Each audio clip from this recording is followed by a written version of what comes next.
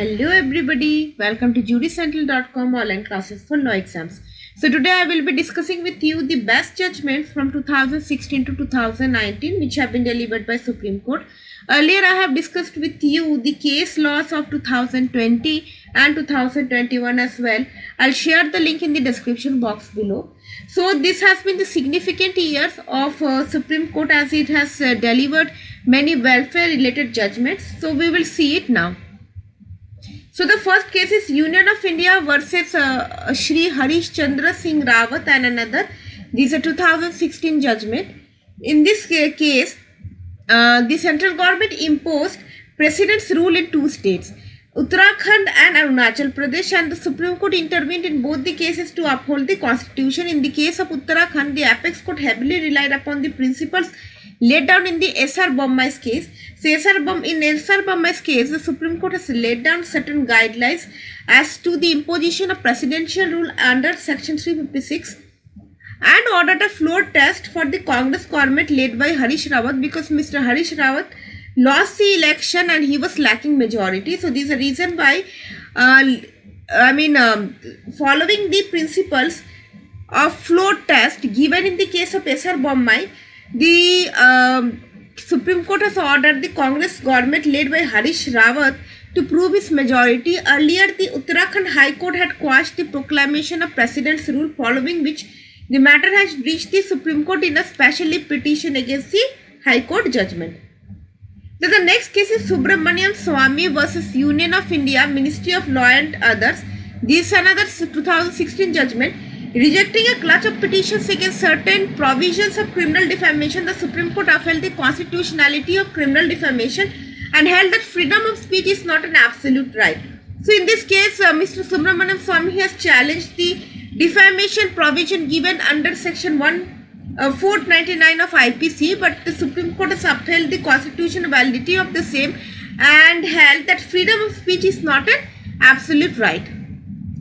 Then the next case is suo motu contempt petition on a blog published by Justice Markande Karju titled Soumya murder case in September 2016. So this Mr. Karju has been the first judge of Supreme Court which against whom a contempt notice has been issued, and he was issued notice for his contempt for a blog post on Soumya's murder case in which he has stated that the judges had relied on hearsay evidence and delivered the verdict. Then the next case is Dr. Noor Jahan, Safia Niaz and others versus State of Maharashtra and others. So this case is not delivered by Supreme Court but Bombay High Court, but it's a significant judgment because in this case the Bombay High Court has allowed the Muslim women or say the women to enter the sanctum sanctorium, that is means the mazar, which is situated at Haji Ali Dargah, and it lifted the restriction which has been imposed by Haji Ali Dargah Trust. So before, prior to 2011 to 2012, during this period women were allowed, but later on their entry were banned, and the same was lifted by the Bombay High Court, and it said that entry of women is contrary to Part 3 of the Constitution. The next case is Sabu Matthew George versus Union of India. So this case is related to search engines publishing prenatal sex determination advertisements. The Supreme Court directed that the internet search engines, Microsoft, Google and Yahoo are under obligation to ensure that the doctrine of auto-block is applied within a reasonable period of time to prohibit any attempt to search any keyword pertaining to the prenatal sex determination. This has been the order which has been issued by the Supreme Court in this case. So you must have aware of this term called prenatal sex determination, which is actually an early identification in the mother of a womb to ascertain whether it's a boy or a girl. So it is actually prohibited because there are certain search engines which are actually promoting such advertisement, and the Supreme Court has banned such advertisements. Then the next case is Hiral P. Harsora and others versus Kusum Narottam Das Harosa and others. It's 2016 judgment. So in this case, the Supreme Court has only held that even a woman can also be prosecuted under Domestic Violence Act 2005. So earlier, women cannot be prosecuted under this act, but the court held that complaints of domestic violence can be filed against any person irrespective of gender. Then the next case is Bachpan Bachao Andolan versus Union of India and others. Acting on a PIL pointing to the alarming increase in the use of drugs and alcohol among the children in India, the Supreme Court directed the union government to. So there are certain guidelines which the Supreme Court ordered the union government to formulate to remove the menace of drugs and alcohol among children in India. These are complete a national survey and generate a national database within a period of 6 months, and formulate and adopt a comprehensive national plan within 4 months, which will, among other things, also address the areas of immediate concern and adopt specific content in the school curriculum. Then the next case is Save Life Foundation and another versus Union of India and another. This again 2016 judgment. In this case, the Supreme Court of India approved the center's guidelines to protect Good Samaritans. So it has actually approved the center's guidelines to protect Good Samaritans. So Good Samaritans are the person who actually help road accident victims from being hassled or harassed in hospitals, police stations or courts. So this is their duty. The court can issue such directions under Article 32 read with Article 142 to implement and enforce the guidelines which are necessary for protection of rights under Article 21 read with Article 14 of the Constitution of India. So the next one is Shyam Naran Choksi versus Union of India 2016 case, also known as nationalism case. In this, the Supreme Court by an interim order actually ordered all the cinema halls to play national anthem before a movie starts, and it also directed that everyone in the theatre must stand up to show respect towards it, because it will inculcate a sense of nationalism and patriotism. So this case law has been modified in the year 2018, in which the Supreme Court has actually clarified its judgment in 2016 and said, it actually modified its judgment in 2016 and said that it is not mandatory for the cinema halls to play national anthem before a cinema gets started. Then the next case is Justice K.S. Puttaswamy versus Union of India 2017, also known as Right to Privacy case. So this judgment has been held by a 9-judge bench of the Supreme Court, which has in its unanimous decision held that right to privacy is an intrinsic part of right to life and personal liberty envisaged under Article 21 of the Constitution of India. This case overruled the observations which were held in the case of MP Sharma and Kharak Singh, and held that the right to privacy is not protected by the Constitution of India. So by this judgment, the Supreme Court has overruled its earlier judgments in MP Sharma and Kharak Singh. And this overwhelming ruling is an eventuality of the petition challenging the constitutional validity of the Aadhaar scheme. So the issue actually involved in this case was Aadhaar scheme, and the Supreme Court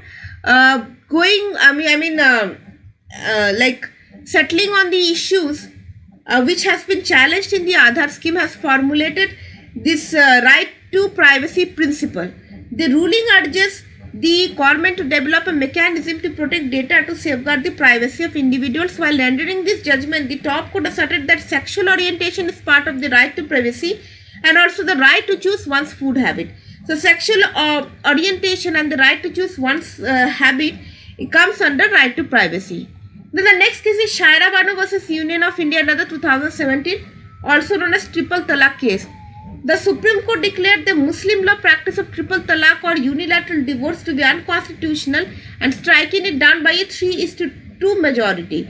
The verdict unequivocally established that this practice runs in defiance of the principles of equality, international human rights law, and also asserted that triple talaq is not basic and integral part of Islam. That's what the Supreme Court said, and thereafter, relying on the judgment, the Union Cabinet has passed a bill called Muslim Women Protection of Rights and Marriage Bill 2017, which has now become a law, and which actually criminalizes triple talaq. Then the next case is Abhiram Singh versus C.D. Komachan. This is 2017 judgment. In this, the 7th bench of the Supreme Court has actually prohibited of seeking election in the name of religion, caste or community will amount to corrupt practice, and election of a candidate who indulged in such practice can be set aside. So first, it actually prohibits a candidate to get vote in the name of religion, caste or community, and also if a candidate gets selected on that basis, then his election must be set aside. The bench headed by Chief Justice T.S. Thakur passed the ruling by a 4:3 majority. Just remember this. And the next case is the Independent Thought versus Union of India. It's a 2017 judgment. In it's a two-judge bench of the Supreme Court comprising Madan B. Lockwood and Deepak Gupta, justices of the Supreme Court, has actually increased the age of consent for sexual intercourse within marriages to 18. Prior to the ruling, sexual acts by a husband on his wife, but the wife was above 15 years of age, did not constitute rape for the purpose of criminal law. So earlier there was an exception under section 375 in which if a man commits sexual intercourse with his wife who is 15 years or above, then it won't amount to rape. But by this judgment, the Supreme Court has actually increased the consent for sexual intercourse within marriages to 18 years from 15. Then the next case is Krishna Kumar Singh versus State of Bihar. A 7-judge constitutional bench of the Supreme Court held that re-promulgation of ordinance by executive is a fraud on the constitution and a subversion of democratic legislative processes. So in this case, the Supreme Court has actually termed the re-promulgation, that means ordinances after ordinances, it's actually fraud on the constitution, it actually done to subvert the democratic legislative processes. The court has full power to check the validity of the ordinance. That's what the court says, that if an ordinance has been passed under Article 123 or Article 213, the court has the power to check the validity by judicial review. Then the next case is Pawan Kumar versus State of Himachal Pradesh. This is a 2017 judgment. Withholding the dignity of a woman, a bench of 3 judges of Supreme Court held that a woman have right to reject or love someone under Article 21 of the Indian Constitution. This observation was made in the case of Pawan Kumar versus State of Himachal Pradesh. In this case, where a man was sentenced to 7 years by the Himachal Pradesh High Court for teasing and compelling a girl to take extreme step of committing suicide, the court not only dismissed the appeal but also observed that in a civilized society, male chauvinism has no room and this egoism must succumb to law. Then the next case is Amardeep Singh versus Harveen Court 2017. In this case, the Supreme Court held that the period of 6 months is not mandatory for divorce with mutual consent. Section 13B2 of Hindu Marriage Act 1955 stipulates to wait for a minimum period of 6 months in order to get a divorce of decree of divorce in the case of parties who are seeking divorce with the mutual consent. So under Section 13B clause 2 of the Hindu Marriage Act, it is actually as per the the words of this provision, it says that there must be a minimum 6 months between the two proceedings, that is 13B1, the proceedings under 13B1 and the 13B2. A bench comprising Justices A.K. Goyal and U.U. Lalit held that we are of the view that the period mentioned in Section 13B2 is not mandatory but directory. It will be open to the court to exercise its discretion in the facts and circumstances of each case where there is no possibility of parties resuming cohabitation and there are chances of alternative rehabilitation. So only in those cases 13B2 is actually directory, not mandatory. Then the next case is a very important case, Ray in Human Conditions in 1382 prisons.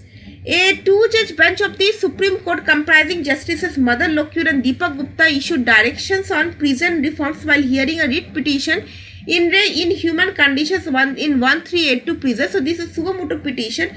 The bench said that prisoners, like all human beings, deserve to be treated with dignity, and in this case the Supreme Court has directed certain welfare measures for the prisoners who are lodged in jail. In this case, the court considered the statistics provided by National Crime Records Bureau and National Human Rights Commission of suicides that occur in prison and its increasing number. The court realized that there is a need to improve the conditions of prisons across the country. Further, the court observed that what is practiced in our prisons is a theory of retribution and deterrence, and the ground of situation emphasizes this, while our criminal justice system believes in reformation and rehabilitation, and that is why handcuffing and solitary confinement. So it is actually in this case the Supreme Court has actually directed certain guidelines to be followed in ensuring that the prisoners are treated in a human way. Then the next case is KLNV Viranjaneyulu versus Union of India and others. So this case is once again preserving the Article 19 Clause 1A. The bench of Chief Justice Deepak Mishra along with Justices A.M. Khanwilkar and Dr. D.Y. Chandrachud dismissed a petition in the case of KLNV Viranjaneyulu versus Union of India and others, which asked for a ban on the book Samajika Smuglurulu Kumatolu, written by Professor Kancha Ilya, upholding the author's fundamental right to free speech. The court held any request for banning a book at the present nature has to be strictly scrutinized because every author or writer has a fundamental right to speak about ideas freely and express thoughts and adequately. So in this case, the Supreme Court has actually upheld the right to freedom of speech and expression of an author and has refused to impose a ban on this book of Professor Kancha Ilaiah. Then the next case is Indian Young Lawyers Association and others versus the state of Kerala and others, also popularly known as the Sabrimala verdict, which has been held in the year 2018. The Supreme Court considered whether the Sabrimala temple's customary religious practices which prohibits the entry of women violates fundamental rights guaranteed to women by the Indian Constitution. So, the Sabrimala temple, inside the Sabrimala temple, the women of the age group of 10 to 50 years are actually prohibited in entering the sanctum sanctorium, that means the Sabrimala temple. In 2006, Indian Young Lawyers Association filed a public interest litigation petition before the Supreme Court challenging the Sabrimala temple's custom of excluding women. The association argued that the custom violates the right to equality under Article 14 and freedom of religion under Article 25 of female worshippers. And in a 4:1 majority, remember this, in a 4:1 majority, and only one person dissented, that was Justice Indu Malhotra. The court ruled that Sabrimala's exclusion of women violated the fundamental rights of women between the ages of 10 to 50 years, and Rule 3B of the public worship rules was unconstitutional.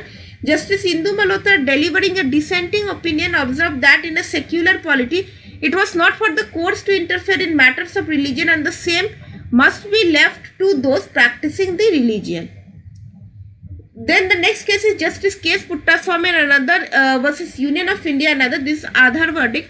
So earlier we have also studied one similar citation, but that case was relating to right to privacy case, and it was decided in the year 2017, and this case has been decided in the year 2018.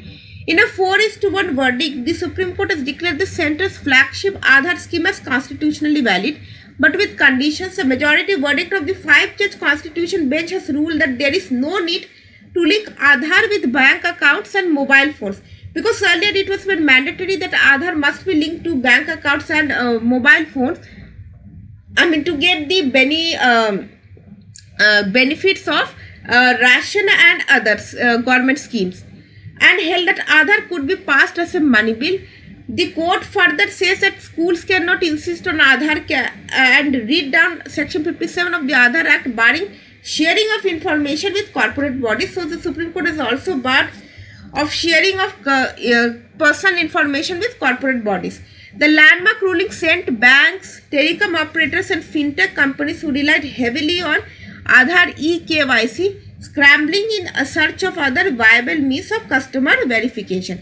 So Aadhaar KYC has been very much prevalent among banks, telecom operators, and this landmark ruling has sent a big message to all these corporate bodies, which has till the judgment was passed, has only used Aadhaar as a means of customer verification. Now the next case is Shyam Narayan Choksi versus Union of India. This is 2018 judgment. So we have earlier studied the 2016 judgment in which the playing of national anthem was made mandatory before starting of every cinema in a cinema hall. But in the 2018 judgment, it has been modified, and now we'll see. I have already told you, but let's read it again. In January, the Apex Court modified a 2016 order which made playing the national anthem in movies theatres compulsory by changing the word shall to may. That means a discretion has been left on the theatre bodies as to if they wish, they can play the national anthem. Then the next case is Joseph Shine versus Union of India and others. So in this case, a 158-year-old law relating to adultery was struck down. And the Supreme Court, what it says, now I am telling you.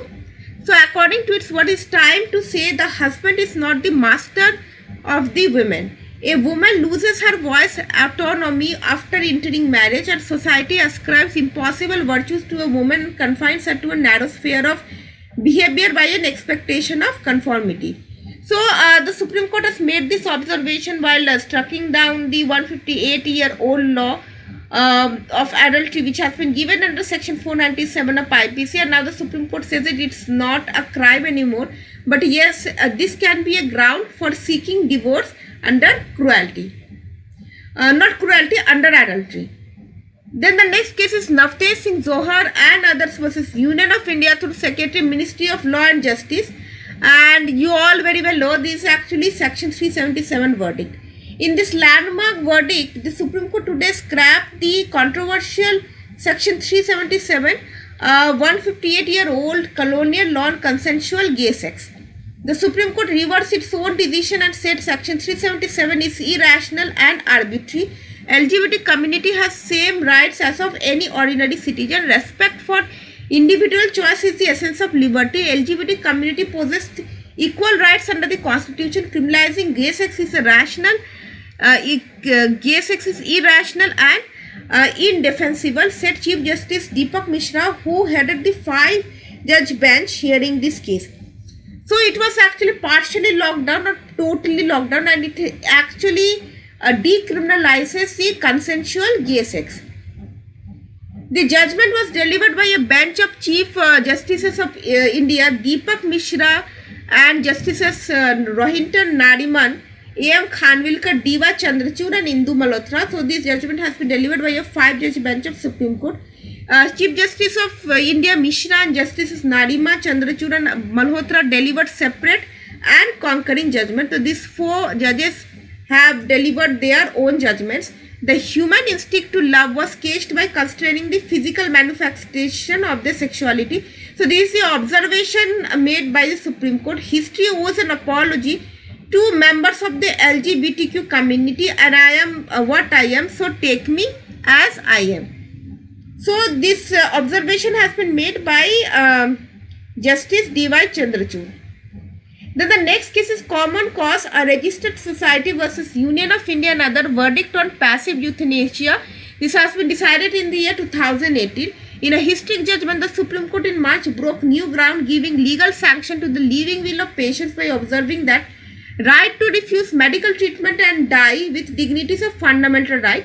And this is a reason why the Supreme Court has actually made a provision relating to living will. That means a person by a living will, if he reaches to such an extent that it becomes possible for him to survive, then he can make a living will in which he can choose of not to seek any treatment, and also he can by this he actually seeks for a passive euthanasia. The important observation came in a landmark verdict of a 5-judge constitution bench headed by Chief Justice Deepak Mishra, which recognized the right of a terminally ill patient to execute a living will to refuse medical treatment for dying with dignity. Like I said, living will is a written document that allows a patient to give explicit instruction in advance about treatment to be administered when he or she is terminally ill or no longer able to express consent. So at that time only the passive euthanasia can be exercised. Every human being of adult years and sound mind has a right to determine and what shall be done with his own body. This is the observation given by Supreme Court. Life is seemingly lost, and questions about our own mortality confront us in the twilight of existence, and to deprive an individual of dignity towards the end of life is to deprive the individual of a meaningful existence. Then the next case is Swapnil Tripathi and others versus Supreme Court of India and others. So this is a verdict on live coverage of Supreme Court verdict. So this is a case which is decided in the year 2018. The Supreme Court has pushed for greater transparency in the judicial system by setting the stage for live streaming of court proceedings of cases of constitutional importance. So this has been the idea of the Supreme Court to push for a greater transparency in the judicial system, and it has suggested for live streaming of court proceedings which are actually of constitutional importance. The court directed the center to frame rules for this, and the said project will be created out in phases. So not anytime soon. The three-judge bench agreed that it would serve as an instrument for greater accountability and form part of the Code of Criminal Procedure. As per D.Y. Chandrachud, Justice D.Y. Chandrachud, it will encourage the principle of open court, effectuate the public's right to know, and reduce dependence on second-hand views. Then the next case is very interesting case law. Government of NCT of Delhi versus Union of India and another. Power tussle between Delhi government and Lieutenant Governor. So the government of NCT of Delhi reached to the Supreme Court of India to decide as to who has the real power to run Delhi. So let us see the background. The Delhi government has appointed the public prosecutors for conducting the Delhi riot cases in the High Court. However, the Lieutenant Governor had stalled the decision by referring it to the President under proviso to Article 239 AA Clause 4. So under Article 239 AA Clause 4, the governors, or say the Lieutenant Governor, can also like if there is any conflict in opinion between the government of Delhi and the governor, then the governor has the power to refer that question to the president, and if in the interest, or if he believes that the suggestion of the president cannot be sought in a proper time, then he can also take a decision on his own. So the legal controversy between LG and Delhi government due to the coexistence of Article 239 and Article 239 AA, there is jurisdictional conflict between the government of NCT and the union government and its representatives, the lieutenant government.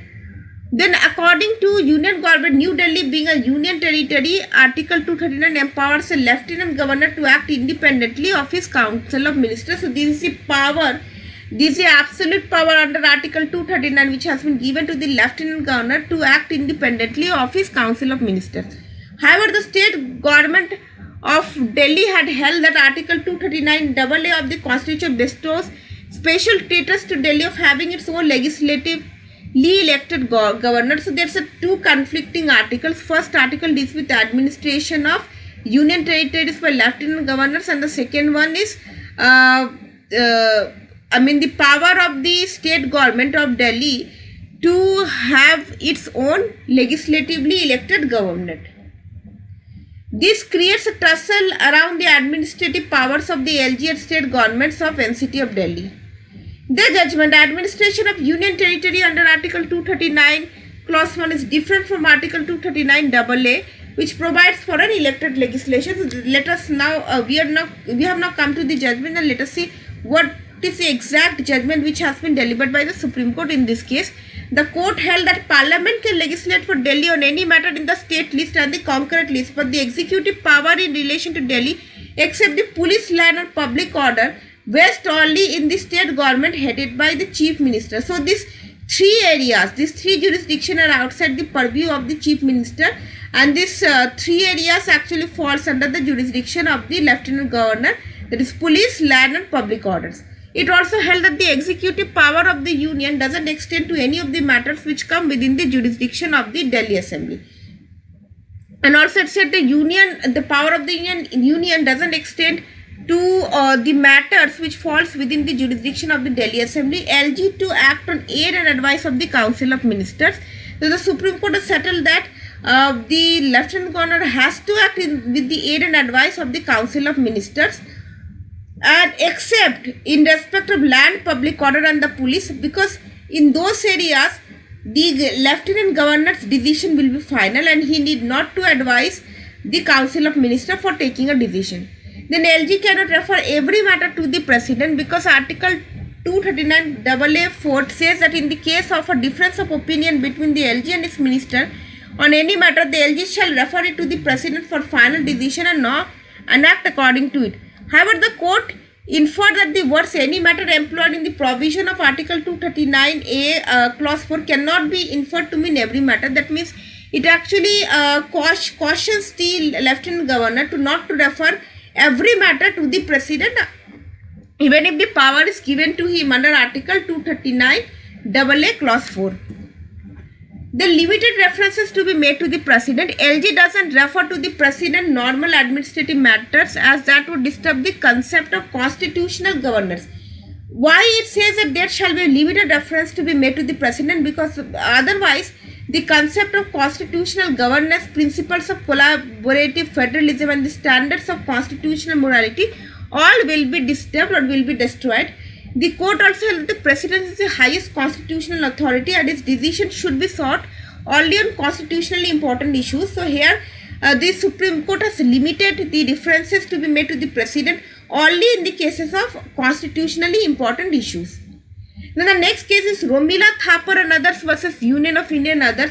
So this is a verdict on Bhima Koregaon arrest and it has been decided in the year 2018. A 3-judge bench of the Supreme Court refused to interfere in the arrest of 5 rights activists in the Bhima Koregaon violence case in a 2:1 verdict. The activists were poet Barbara Rao's lawyer Sudha Bharadwaj, activist Arun Fareda, Vernon Gonsalves and Gautam Navalakha were arrested by Maharashtra police in cross-country raids in connection with the Bhima Koregaon violence probe. So actually the Supreme Court has allowed the police to continue with an investigation. The Supreme Court however extended the house arrest of the activist Justice Chandrachud dissented with the majority verdict. So there were total number of 3 judges and only Justice Chandrachud dissented with the majority verdict. Then we will be dealing with questions, the case laws relating which has been decided in the year 2019. Some first cases, Central Public Information versus Subhash Chandra Agarwal, and also one more thing I have already discussed with you when I had taken the session on case notes on reservation, in which I have dealt one case called Jarnail Singh versus Union of India and others, and this case was relating to reservation, and this was actually decided in the year 2018. The reason why I have not discussed again, because I have already discussed that in that session. So if those of you who haven't watched that session, case notes on reservation, I'll share the link in the description box below. You can watch the same. The Supreme Court has ruled that the office of the Chief Justice of India is a public authority under the Right to Information Act 2005. So that's what the Supreme Court has ruled, that the office of the Chief Justice of India is not immune from the provisions of the Right to Information Act. A 5-judge constitution bench headed by Chief Justice Ranjan Gogoi gave the ruling. What the Supreme Court said, the Supreme Court is a public authority and the office of the Chief Justice of India is part and parcel of the institution. Hence, if the Supreme Court is a public authority, so is the office of the CJI. The judiciary cannot function in total insulation as judges enjoy constitutional post and discharge public duty, and this is the reason why his office also comes under the Right to Information Act. Now the next case is also famously known as Ram Janmabhoomi title dispute case. This is M. Siddique versus Mahesh Suresh Das. The court overturned the 2010 Allahabad High Court, that is Ismail Faruqi's case, dividing the Ayodhya title into 3 equal parts. So the Allahabad High Court has divided the Ayodhya land into 3 equal parts. It awarded the title to the Nirmohi Akhara, Lord Ram, represented by Trilokhi Nath Pandey, RSS volunteer, and Vishwa Hindu Parishad functionary who replaced Agarwal after his death, and the Sunni Waqf Board. So between these 3 entities, the disputed land was divided into equal parts. A 5-judge bench. So remember, the Ram Janmabhoomi temple was decided by a 5-judge bench headed by then Chief Justice of India Gogoi, heard the parties involved for 40 days, second longest hearing in its history, and awarded the title to the deity Shri Ram Virajman, and directed the state to grant the Sunni Waqf Board an alternate site at Ayodhya for the construction of a mosque, and the Supreme Court directed that the central government shall give at least 5 acres of land to the Sunni Waqf Board for the construction of a mosque. Then the next case is in a matter of great public importance touching upon the independence of judiciary. This sexual harassment case on CGI, as you know, that Justice Rita Gogoi was the first head of the judiciary against whom a stunning claim of sexual harassment was made by a former Apex Court employee. So it was actually made by a Supreme Court employee. The controversy was put to rest following a clean chit to him by the Supreme Court's in-house inquiry committee. So Justice Gogoi was actually given a clean chit by the in-house inquiry committee of the Supreme Court, headed by present Chief Justice of India S.A. Bobde, who took charge as head of judiciary this year. So this has been the end of the session, and I hope you all have liked it. Do not forget to give a like, share, and subscribe to the channel. I'll share all the links in the description box below so that you won't face any problem. I'll share the link with you of the important case laws of the year 2020 and 2021 as well. So with this note, I am signing off. Have a great day.